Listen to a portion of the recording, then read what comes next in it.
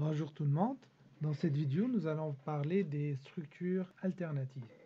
Tout d'abord, on va commencer par expliquer qu'est-ce qu'on entend par structure alternative. Donc, une structure alternative, c'est une structure fondamentale en algorithmique. On l'appelle structure alternative, structure conditionnelle, structure de choix. L'essentiel, c'est que cette structure, elle permet de procéder à un traitement moyennant une condition. Donc, je prends un exemple assez simple. Vous êtes dans une intersection et là, vous devez prendre soit à droite, soit à gauche. Donc, la décision de prendre la direction de droite ou de prendre la direction de gauche va reposer sur une condition. Si je vais à l'école, je vais prendre la direction de droite. Si je vais au travail, je vais prendre la direction de gauche. Donc, moyennant cette condition-là, vous allez décider quel traitement vous allez appliquer. Avec le langage Java, on dispose de plusieurs structures alternatives. Ces structures alternatives sont essentiellement la structure if et la structure switch.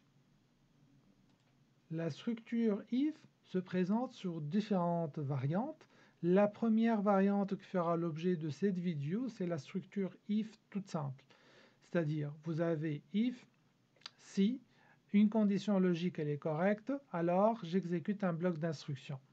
Ça, c'est l'objectif de cette première structure conditionnelle if. Donc, si l'expression logique qui se trouve entre parenthèses, qui représente la condition qui va fournir un résultat logique soit true, soit false, donc si le résultat de cette expression il est true, dans ce cas, j'exécute le bloc d'instruction.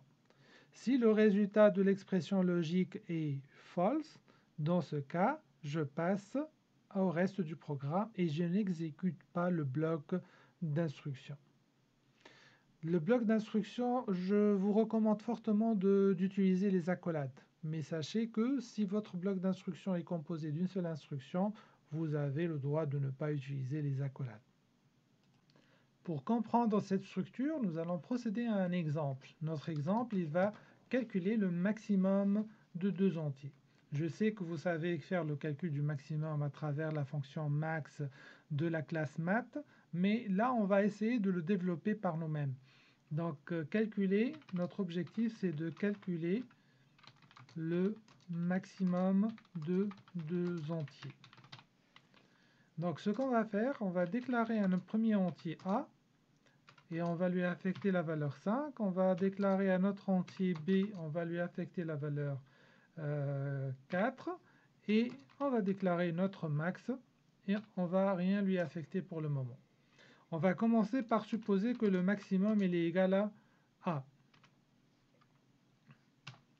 Donc, dans ce cas, on va faire un petit test. Le petit test, il va dire quoi? Si, donc on a supposé que le maximum il est égal à A. Donc, en d'autres termes, si le B il est supérieur à A, je change la valeur de max. Si le B n'est pas supérieur à A, je ne vais pas changer la valeur de max.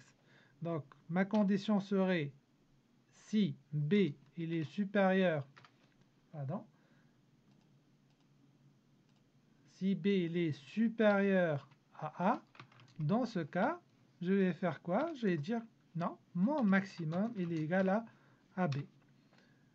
Et si cette condition-là elle est fausse, c'est-à-dire A il est supérieur à B, mon maximum il est égal à A et on l'a déjà initialisé à ça.